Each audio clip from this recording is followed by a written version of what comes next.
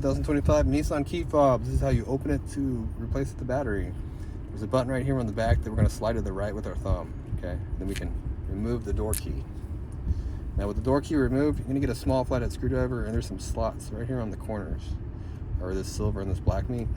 Put your screwdriver in here and just give it a twist, and that will crack open the remote without doing any damage to it. Like that, simple. I'll come in here and just take this black part off.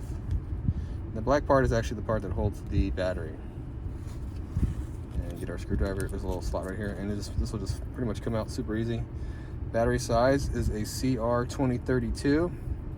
If you need the size or you want to pick one up on Amazon, I'll have a link in the description box and in the comment box. You can get 2 Panasonic batteries for around $5, so they're pretty cheap there and convenient.